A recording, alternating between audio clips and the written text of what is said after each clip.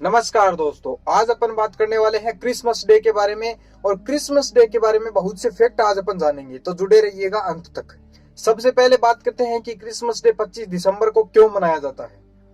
25 दिसंबर को Christmas day इसलिए मनाया जाता है, इसलिए इस त्योहार को 25 दिसंबर को मनाया जाता है क्योंकि एक राजा हुआ है रोम का एक राजा हुआ था। 336 ईस्वी की बात है। उस समय उस व्यक्ति ने पहली बार 25 दिसंबर को मनाया था यह त्योहार। तब से लेकर के अब तक यह 25 दिसंबर को ही मनाया जा रहा है। अब 25 दिसंबर को मनाया तो जाता है, लेकिन इस दिन क्या हुआ था, कुछ खास वजह जिसकी वजह से यह त्योहार मनाया जाता है। तो लोग मानते हैं कि ईसा मसीह का जो जन्म हुआ था, उनके जन्म के अवसर पर यह त्योहार मनाया जाता है। यह क्रिसमस डे जो मनाया जाता है वो ईसा मसीह के जन्म के अवसर पर मनाया जाता है।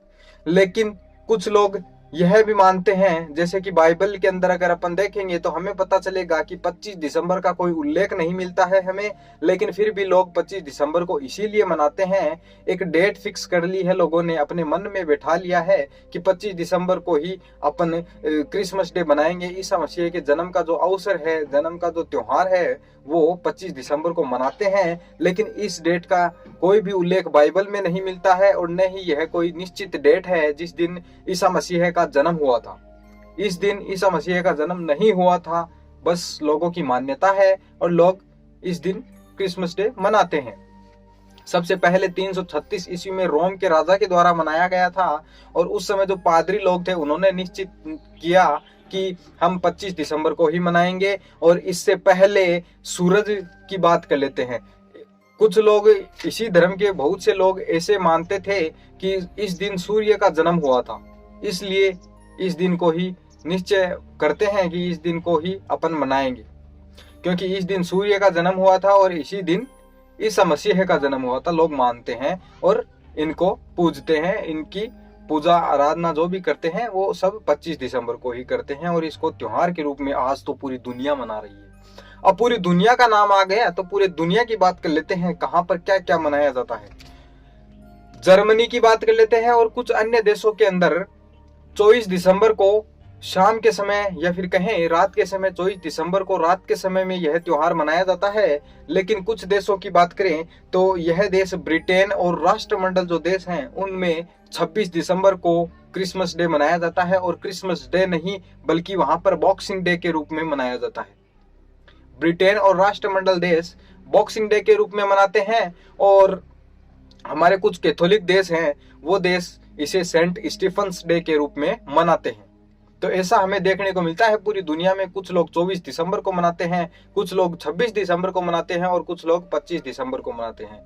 कुछ लोग सेंट स्टीफन्स डे के रूप में मनाते हैं, कुछ लोग बॉक्सिंग डे के रूप में मनाते हैं, और कुछ लोग इसे क्रिसमस डे के रूप में मनाते हैं। अब बात कर लेते हैं कि ये ईसा मसीह कौन है। ईसा मसीह का आपने नाम सुना होगा, ईसाई धर्म के प्रवर्तक इन्हें कहा जाता है, दूत कहा जाता है। कि भगवान के जो दूत धरती पर आए थे वो कौन थे, ईसा मसीह थे, ऐसी मान्यता ईसाई धर्म में है।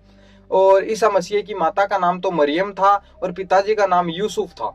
माता का नाम मरियम था, पिताजी का नाम यूसुफ था। और माताजी जो मरियम थी उन्हें मेरी के नाम से भी जाना जाता है, और पिताजी यूसुफ थे उन्हें जोसेफ के नाम से भी जाना जाता है। तो मेरी के पुत्र थे और जोसेफ के पुत्र थे ये। और इनका जो जन्म हुआ था वो बाइबल की बात करें तो बाइबल ग्रंथ में लिखा हुआ मिलता है कि 7वीं से 2री शताब्दी ईसा पूर्व में इनका जन्म हुआ था। लोगों की मान्यता है कि 7वीं से 2री शताब्दी ईसा पूर्व में ईसा मसीह का जन्म हुआ था, इसीलिए लोग इन्हें 25 दिसंबर को मनाते हैं। ये तो थी उनके थोड़ी सी बायोग्राफी की बात। अब अपन बात कर लेते हैं सांता क्लॉज कौन है। इसके अंदर जब हम क्रिसमस डे का नाम सुनते हैं तो एक तस्वीर हमारे मन में यह भी बनती है कि सांता क्लॉज कौन है। जरूर बनेगी तस्वीर, क्योंकि सांता क्लॉज इसी क्रिसमस डे का एक हिस्सा है। इनकी बात कर लेते हैं तो हम बात करते हैं तुर्की की। तुर्की में एक गांव पड़ता है, मीरा नाम का गांव पड़ा करता था उस जमाने में, जब 4वीं शताब्दी की बात कर रहे हैं अपन। चौथी शताब्दी की बात कर रहे हैं। चौथी शताब्दी के समय तुर्की साम्राज्य में एक गांव था मीरा नाम का, और उस गांव में संत निकोलस नाम का एक व्यक्ति हुआ करता था। संत निकोलस नाम का व्यक्ति था, और उसी संत निकोलस के नाम से इसे सांता क्लॉज की प्रथा शुरू हो जाती है। लोग मानते हैं कि वहीं से यह प्रथा शुरू हुई है, संत निकोलस के काल से ही। तो संत निकोलस जो थे वो चौथी शताब्दी में हुए, और वो क्या करते थे, वो गरीबों को गिफ्ट दिया करते थे, जिसकी वजह से यहाँ से यह प्रथा शुरू हो जाती है। और सांता क्लॉज के कपड़ों की बात करते हैं। सांता क्लॉज के कपड़े जो हैं वो हरे, नीले और बैंगनी कलर के होते हैं। हरे, नीले और बैंगनी कलर के होते हैं, लेकिन आज अगर अपन देखें तो हमें लाल कलर के कपड़े दिखाई देते हैं। ऐसा क्यों? क्योंकि कोको कोला कंपनी का नाम तो आपने सुना होगा, और ये कोको कोला कंपनी जो है वो अपने ब्रांड के लिए लाल कपड़े पहनाती है। उनका जो ब्रांड है, उनका अगर आप कलर देखोगे तो पता चलेगा कि उनका कलर लाल कलर है। और उन्होंने ही सबसे पहले सांता क्लॉज को लाल कलर के कपड़े पहनाए थे, और वहां से यह प्रथा भी शुरू हो जाती है। सब लोग मानने लग जाते हैं कि सांता क्लॉज के कपड़े का कलर लाल होता है, और यहीं से यह प्रथा लाल कपड़े की शुरू हो जाती है, सांता क्लॉज के लाल कपड़ों की। अब बात करते हैं क्रिसमस ट्री की। क्रिसमस ट्री की बात करते हैं तो यह जो क्रिसमस ट्री होता है, ये कौन सा पेड़ होता है? इसे सनोबर या फिर फर का पेड़ कहा जाता है।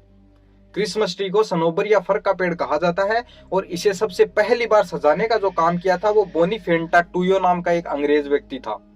बोनीफेंटा टूयो नाम का एक अंग्रेज व्यक्ति था, और यह जो व्यक्ति था वो धर्म प्रचारक था, और यह जो जन्मा था वो 10वीं शताब्दी में जन्मा था, और 10वीं शताब्दी में ही इसने सबसे पहले क्रिसमस ट्री को सजाया था। इसी ने सबसे पहले क्रिसमस ट्री को सजाया था। बोनीफेंटा टूयो नाम का यह व्यक्ति था। अब यह जो क्रिसमस ट्री को सजाने की जो प्रथा है, यह भी बताया जाता है कि ईसा मसीह जब जन्मे थे उस समय सारे के सारे देवता धरती पर आए थे उनको बधाई देने के लिए, उनके माता पिता को बधाई देने के लिए। तब से यह क्रिसमस ट्री की प्रथा भी शुरू हो गई थी, और इसे सजाने की प्रथा शुरू हो गई थी, ऐसा लोग मानते हैं। बात कर लेते हैं अपन गीत की। जो जिंगल बेल्स नाम का एक गीत गाया जाता है क्रिसमस डे के समय, क्रिसमस डे के अवसर पर यह गीत गाया जाता है जिंगल बेल्स नाम का।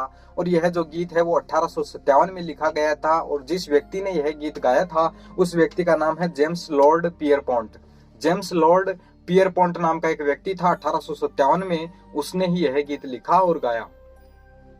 तो ये थी जानकारी इसके बारे में। और अपन यह भी बात कर सकते हैं कि यह जो इस दिन पूरी दुनिया में राजकीय अवकाश रखा जाता है, तो वो क्यों रखा जाता है, उसके पीछे की कहानी की बात करें तो सबसे पहले 1870 ईस्वी में अमेरिका ने राजकीय अवकाश रखा था, और तब से लेकर के आज तक यह प्रथा शुरू हो गई है। लोग मानते हैं और लोग इस दिन अवकाश रखते हैं, त्योहार के रूप में लोग इसे मनाते हैं। और इस त्योहार को ईसाई लोग तो मनाते ही हैं, साथ साथ गैर ईसाई लोग भी इसे मनाते हैं। अब आपको एक खास बात यह बताता हूं कि किसी भी देश पर कब्जा करने से पहले व्यक्ति को वहां की संस्कृति पर कब्जा कर लेना चाहिए। ठीक इसी प्रकार से ईसाई धर्म ने जिस तरीके से लोगों को क्रिसमस डे का त्योहार दिया है, इससे पता चलता है कि पूरी दुनिया इस ईसाई धर्म का या फिर कहें इस क्रिसमस डे त्योहार के कल्चर की गुलाम हो गई है। लोग ईसाई धर्म को फॉलो करते हैं। लोगों का मानना है कि किसी भी धर्म को अगर गुलाम बनाना है, किसी भी देश को गुलाम बनाना है, तो वहां की संस्कृति को बदल दिया जाए, तो वहां पर पूरा का पूरा वह देश हमारा गुलाम हो जाएगा, ऐसा लोगों की मान्यता है। तो आज अपन ने बात की क्रिसमस डे के बारे में, बहुत से फैक्ट जाने हैं जो कि अनजान फैक्ट है हमारे लिए। धन्यवाद दोस्तों, आज के लिए इतना काफी है। अगर वीडियो अच्छा लगा हो तो सब्सक्राइब कीजिएगा, बेल आइकन को भी दबा दीजिएगा, और अगर वीडियो में कमी हो तो वो भी कमेंट करके बता दीजिएगा। धन्यवाद दोस्तों।